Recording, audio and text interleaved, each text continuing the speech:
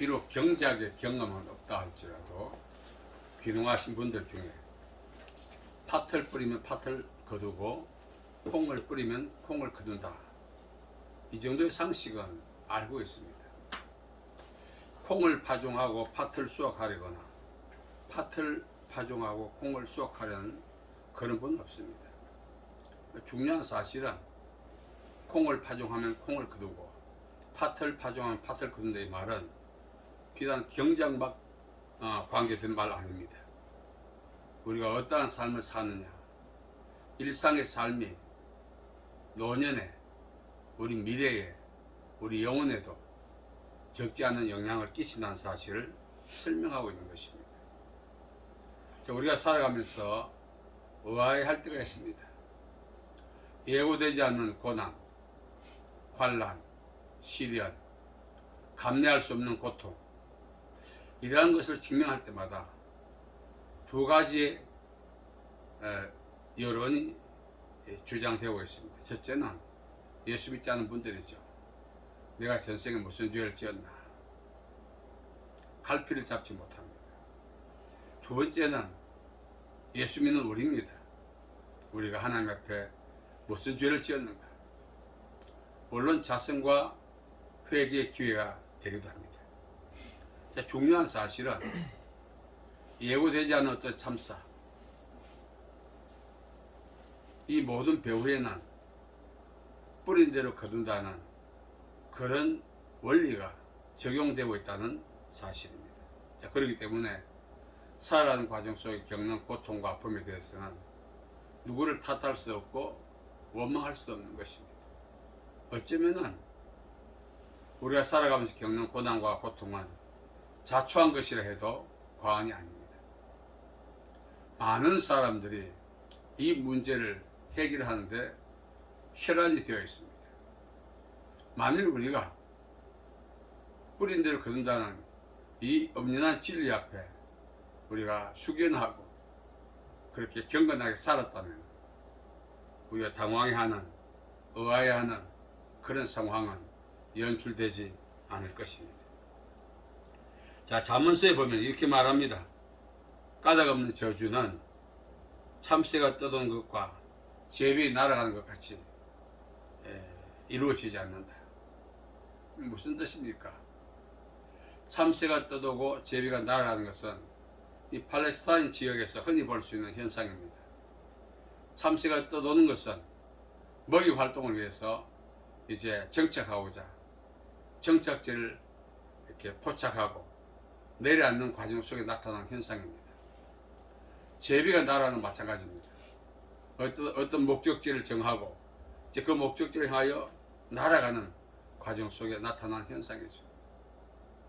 이 참새와 제비의 이러한 동작은 우연한 동작이 아니라는 것을 이야기하고 있는 것입니다. 우리가 살아가면서 직면하는 우리 목전에 연출된 상황은 결코 우연한 현상이 아닌 것입니다. 우리가 소망했던 소망하지 않았던 중요하지 않습니다. 모든 상황은 뿌린 대로 거두는 그 결과의 산물인 것입니다.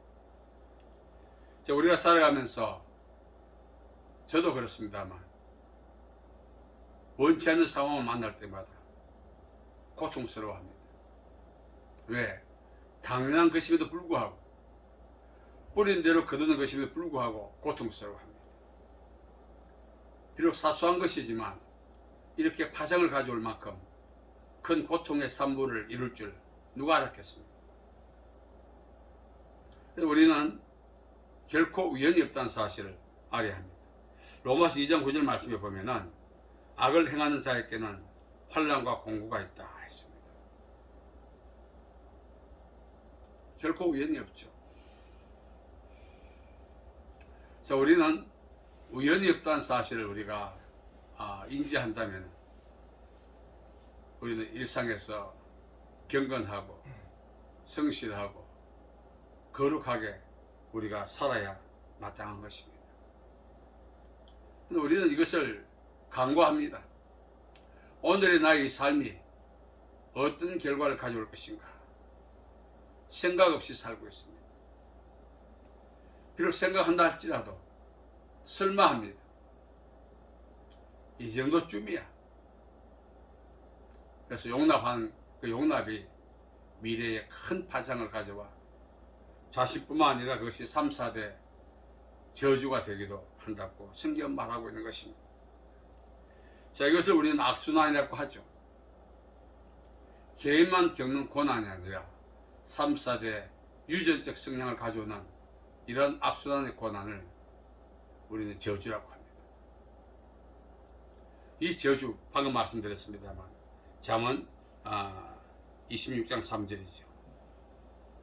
참새에 떠도는 것과 제비에 날아가는 것은 결코 우연한 것이 아니다. 우리는 이것을 깊이 고려하고 그렇게 살지 않는다는 것입니다.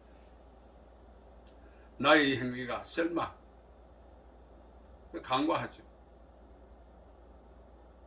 또 우리가 깊이 고려하고 산다 할지라도 어느 순간에 긴장의 끈을 놓기 때문에 그 순간부터 우리가 취한 행동이 미래와 영혼에 엄청난 파장을 가져오는 고통의 원인이 되는 것입니다.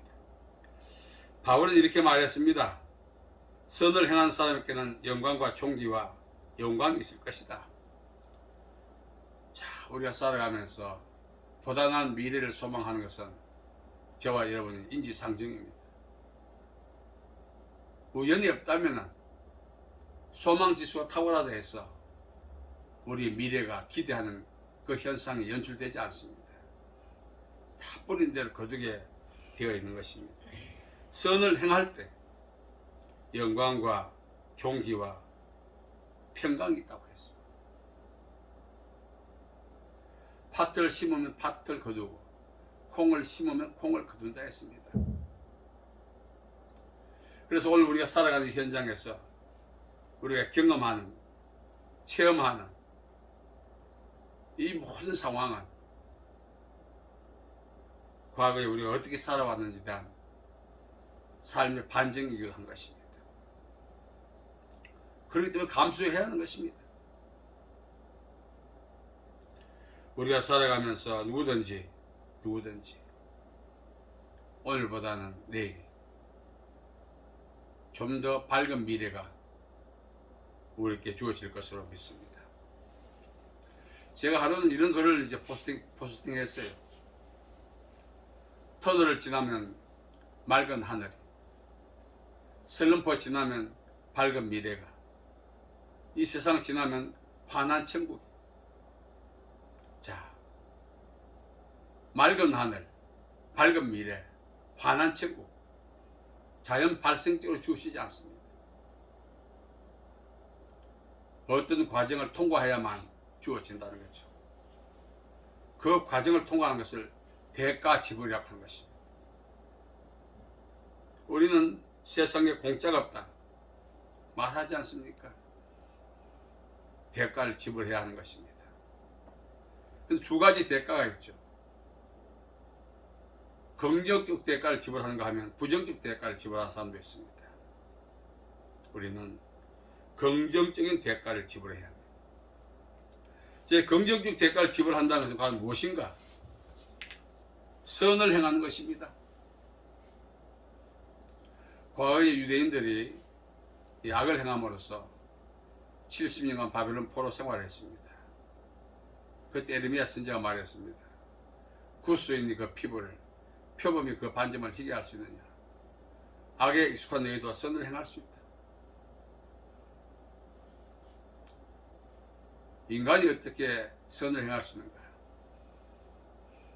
우리는 그 선의 기준에 대한 명확한 이해가 없기 때문에 선을 행할 수 있는 기회도 의지도 없다는 것입니다.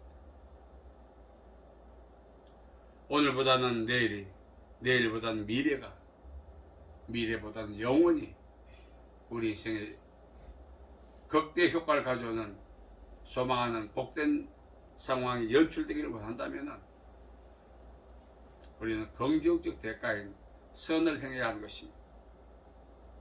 인간이 어떻게 선을 행할 수 있느냐 고민했습니다.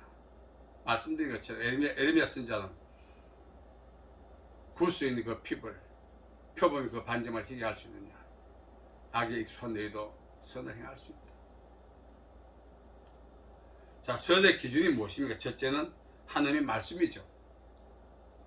사무엘은 이스라엘 민족을 향하여 내가 너희를 위해서 기도하기를 쉬는 죄를 범하지 않겠다. 두 번째는 선하고 의로운 도를 너희에게 가르칠 것이다 했습니다. 이 선하고 의로운 도는 하나님의 말씀이죠. 인간이 선을 행할 수 있는 기준은, 그 척도는 선의 총체인 하나님의 말씀이죠. 그래서 복 있는 사람은 악인의 길을 따르지 않고 죄인의 길을 서지 않고 오만한 자의 자리에 앉지 않고 오직 여호와의 율법을 즐거워하고 그 율법을 주야로 묵상하는 자. 그 결과가 어떻습니까? 시냇가에 심은 나무가 시절을 쫓아 과실을 맺은 것 같이 그 행사가 다 형통하다 했습니다. 앞서 말씀드린 것처럼 팥을 뿌릴 때 팥을 거두습니다. 선을 행할 때 선한 것을 거둘 수 있습니다. 악을 뿌리고 선한 것을 거둘 수가 없습니다. 예수님께서도 좋은 나무가 좋은 열매를 맺고 못된 나무가 못된 열매를 맺는다 했습니다. 좋은 나무가 나쁜 열매를 맺을 수 없고 못된 나무가 좋은 열매를 맺을 수 없다고 했습니다. 그 열매는 삶의 결과입니다. 오늘 우리는 모두가 힘들어하고 있습니다. 힘든 이 터널, 힘든 이 슬럼프, 힘든 이 세상을 우리가 통과하려면 그냥 세월을 죽이면 안 됩니다. 하나님의 말씀을 행하는 가운데서 우리가 이 과정을 거쳐가야 하는 것입니다. 자, 이 사무엘이 이스라엘 민족들에게 말합니다. 내가 선한 도로 너희를 가르칠 것이다. 우리는 하나님의 말씀을 읽고 묵상하고 그 가운데 기록한 것을 지켜야 합니다. 계시록 1장 3절에도 이러한 사람은 말세에 복이 있다고 했습니다. 그 복은 소망하는 복된 미래를 선물로 받는 것입니다. 우리 모두가 말씀드린 것처럼 농사의 경험이 없어도 기농할 때 팥을 뿌리고 콩을 거두려 하지 않습니다. 우리는 누구도 이 사실을 알고 있습니다. 오늘보다 내일이, 내일보다 미래가, 미래보다 영원히 우리 기대하는 그런 소망한 바를 이루는 상황이 연출되기를 원한다면 그에 합당한 대가인 선을 행하는 것, 선의 기준이 바로 하나님의 말씀인 것입니다. 우리는 우리의 주관적인 지식과 경험을 버리고 하나님의 말씀에 익숙한 삶을 살아가야 되는 것입니다. 두 번째는 성령님의 인도를 받는 것입니다. 하나님의 자녀가 되는 방법은 영접하는 자, 곧 그 이름을 믿는 자에게는 하나님의 자녀가 되는 권세를 주신다. 예수를 믿어야 하나님의 자녀가 되는 자격을 얻습니다. 또 하나님의 자녀의 의무가 있습니다. 화평케 하는 자는 복이 나는 저희가 하나님의 아들의 일컬음을 받을 것이다. 피스메이커로서 우리가 살아가야 합니다. 더 중요한 것은 하나님의 자녀의 특성이 있습니다. 무릇 하나님의 영으로 인도함을 받는 그들이 곧 하나님의 자녀라 했습니다. 우리가 하나님의 자녀인지 아닌지 그 증명하는 오직 하나의 방법은 일상에서 성령의 인도를 받느냐 아니냐. 성령님은 우리로 하여금 선을 행할 수 있도록 도와주시는 파라클레토스입니다. 또 성령님께서는 하나님의 깊은 것을 통달하신 분이십니다. 무엇이 선인지 악인지를 가장 명확하게 알고 계신 분이십니다. 그래서 성령님께서는 우리가 선을 행할 수 있도록 인도해 가시는 것입니다. 인간이 어떻게 선을 행할 수 있느냐, 부정적 입장을 갖고 있습니다만 성령님은 우리로 하여금 선을 행할 수 있도록 인도해 가시고 도와주시는 것입니다.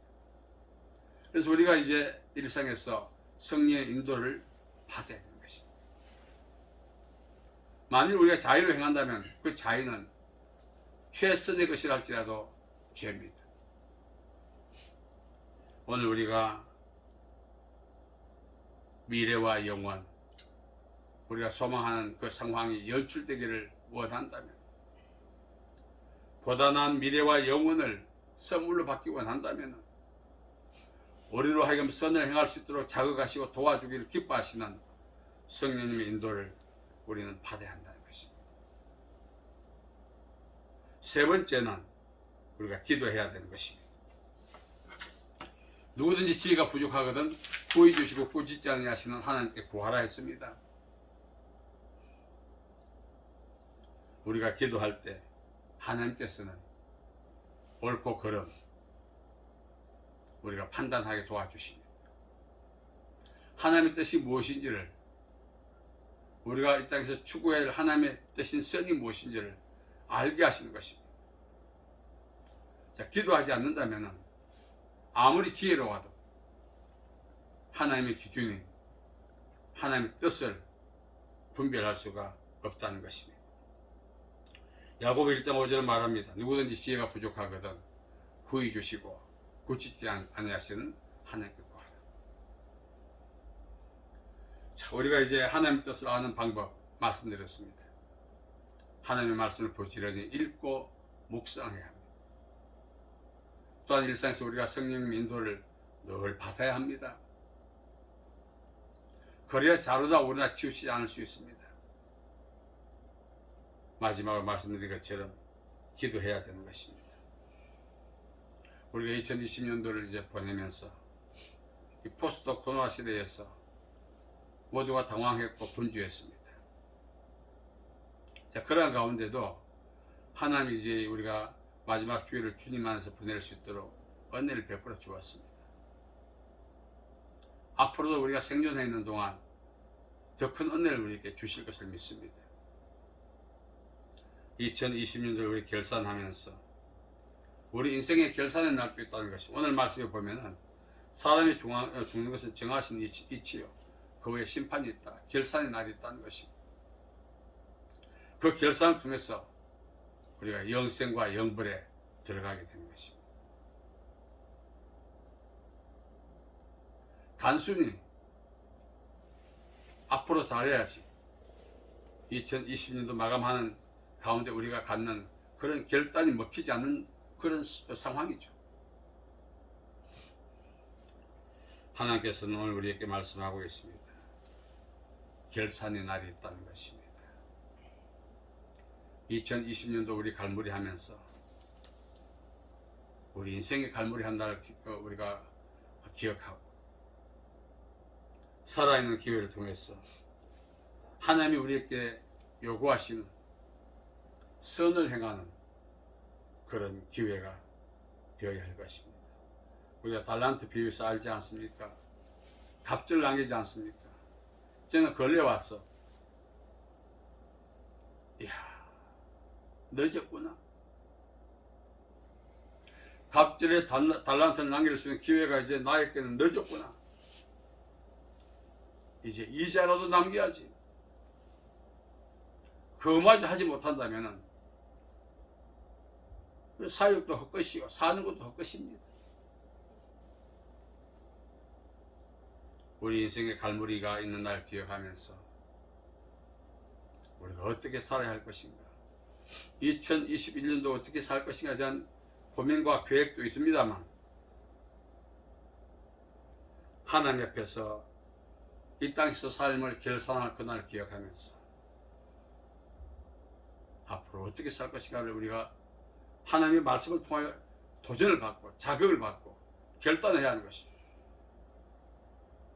이제 2020년도 갈무리하면서 다가오는 2021년도 일상에서 말씀을 읽고 묵상하고 실천하고 성령님의 인도하심에 순종하고 기도하고 결정하고 순종해서 향후 하나님 앞에 설 그날을 그 갈무리 날을 준비하는 저와 여러분 되기를 간절히 바랍니다. 살아계신 아버지 하나님, 은혜와 자비와 사랑을 감사합니다. 2020년도 코로나와 여러가지 어려운 상황 가운데도 우리를 보호해 주시고 마지막 주일 갈무리 할 수 있도록 은혜 주신 것을 감사합니다. 우리 인생의 갈무리 날도 있음을 기억하고 늦었지만 이제라도 하나님의 말씀을 읽고 묵상하고 실천하게 살게 하시고 성령의 인도를 따라 살게 하시고 기도하며 결정하고 준행하는 저희들 되게 도와주시옵소서. 특별히 2020년도 마지막 주일을 보낼 수 있도록 우리에게 생명을 주시고 건강을 주시고 함께해 주신 주님께 감사드리며 예수님의 이름으로 기도하옵나이다.